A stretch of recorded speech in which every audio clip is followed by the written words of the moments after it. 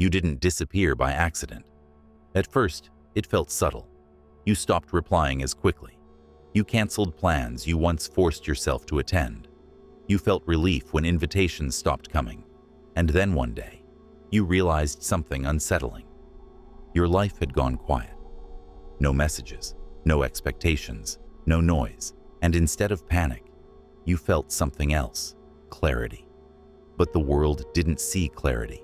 It saw withdrawal. It labeled you distant, cold, detached, maybe even broken. Yet what if this moment isn't a collapse? What if it's a psychological threshold very few people ever cross? There is a point in a person's life where social belonging stops feeling like nourishment and starts feeling like erosion. Where connection feels performative, where conversation feels hollow, where relationships feel like contracts you never consciously signed. And when that point arrives, something inside you quietly refuses to continue. This refusal is not rebellion, it's not bitterness, and it's not depression, at least not in the way it's usually understood. It's a recalibration. Long before modern psychology medicalized isolation, thinkers observed that withdrawal often precedes transformation. One of the most influential was Carl Jung, who noticed a strange pattern in people undergoing profound inner change. They didn't become louder. They became silent. They didn't seek attention. They withdrew it. Not because they hated others, but because they could no longer tolerate living as someone they weren't. Modern culture treats isolation as a malfunction, something to be fixed, something to escape. But from a philosophical lens, isolation has always been the precondition for individuation, the process of becoming a self rather than a role. And that process is terrifying. Because the moment you step away from the crowd, you lose something most people rely on to survive: mirrors. For most of your life, you've known who you are by how others reacted to you. Approval told you you were acceptable. Disapproval told you to adjust. Belonging acted as proof of worth. But when you remove yourself from that system, something destabilizing happens. You no longer know who you are, and that uncertainty is the beginning of the journey. There is a moment, quiet, internal, often unnoticed, when the social mask cracks. Not dramatically, not publicly, internally. You're sitting in a familiar room with familiar people, and suddenly you feel like an observer rather than a participant. The laughter feels rehearsed. The conversations feel circular. The emotional exchanges feel transactional. You notice how often people talk at each other rather than with each other. How rarely anyone is actually present. And once you see it, something irreversible occurs. You can no longer pretend it's enough. This isn't cynicism, it's perception. You begin to sense how many relationships are maintained, not by connection, but by inertia, by obligation, by fear of being alone. You realize how often you've been valued not for who you are, but for what you provide. Emotional support, stability, validation, availability, and slowly a question forms. Who am I when I stop supplying what others expect from me? That question destabilizes everything, because for many people, their identity is inseparable from their usefulness. They are the reliable one, the understanding one, the agreeable one, the strong one. They have spent years refining a version of themselves that keeps the social machine running smoothly. But beneath that adaptation, something essential has been neglected: desire, anger, ambition, boundaries, the self. And when that neglected self finally demands attention, it does so forcefully. This is usually the moment people disappear. They don't announce it. They don't explain it. They simply stop participating. From the outside, it looks like abandonment. From the inside, it feels like survival. Because there is an invisible economy operating in most social systems, an energy economy. Attention flows outward. Emotional labor flows outward. Time flows outward, and very often, nothing meaningful flows back. You begin to notice how drained you feel after certain interactions, how your nervous system tightens around specific people, how some conversations leave you exhausted rather than enriched. This is not weakness, it's sensitivity.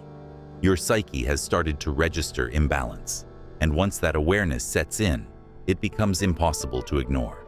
So you withdraw, not to punish others, but to protect something fragile, your inner resources. But withdrawal has a cost. When external noise fades, internal noise gets louder. Without constant distraction, you are forced into direct contact with yourself. And this is where the process becomes dangerous, because solitude removes all escape routes. There is no audience, no role to perform, no expectation to meet, only you. And what you encounter is not immediately peaceful.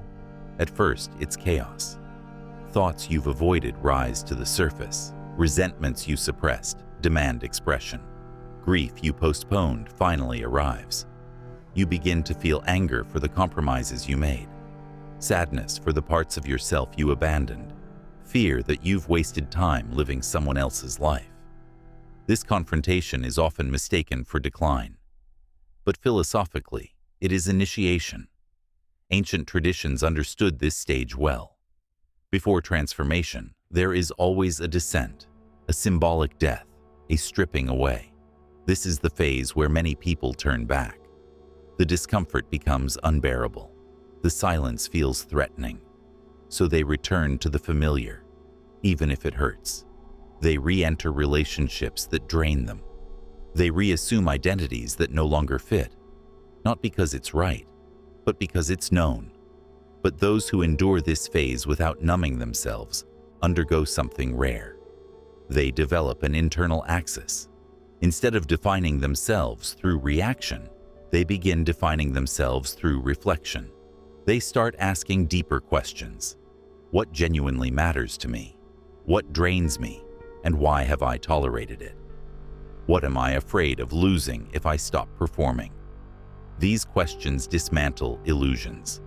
Careers chosen for approval lose their grip. Relationships sustained by guilt lose their authority.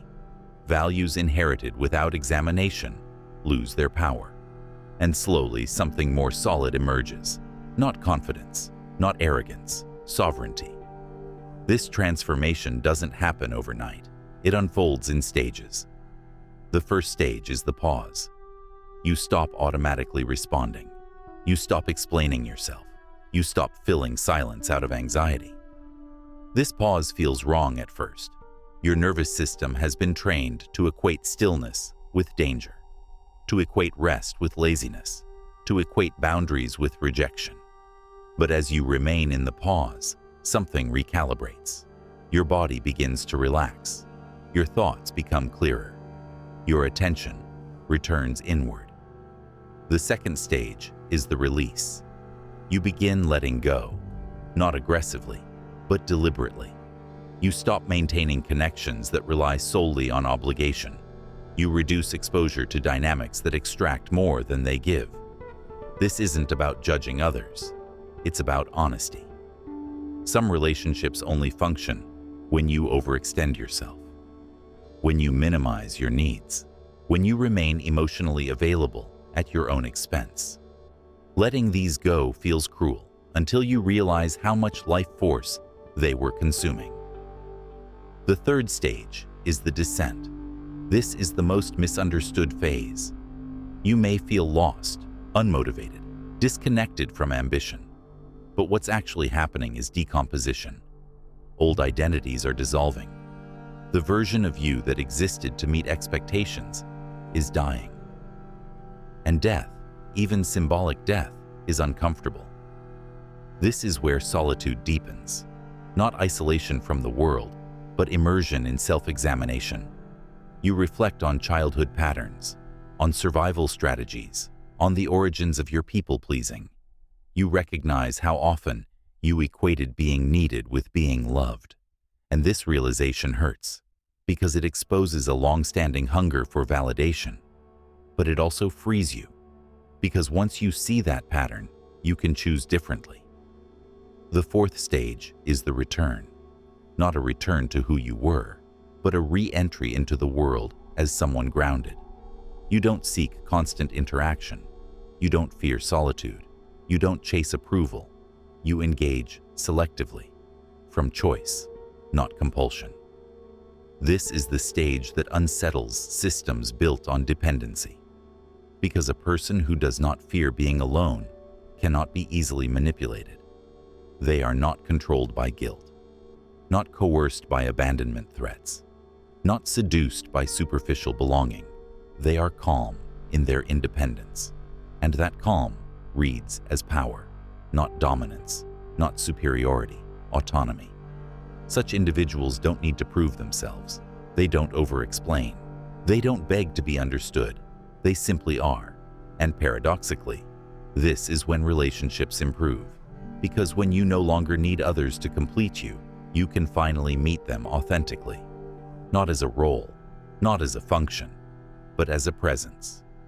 This journey is not painless. There will be nights when loneliness feels sharp. Moments when doubt whispers that you've made a mistake. You'll question whether you're too detached, too different, too uncompromising. But philosophy reminds us that growth is rarely comfortable. What feels like loss is often subtraction. What feels like emptiness is often space. And space is where something new forms. The silence you're experiencing isn't punishment. It's preparation. You are not disappearing. You are condensing, becoming smaller on the outside, stronger on the inside. And when you finally step forward again, you will do so not to belong, but to participate on your own terms.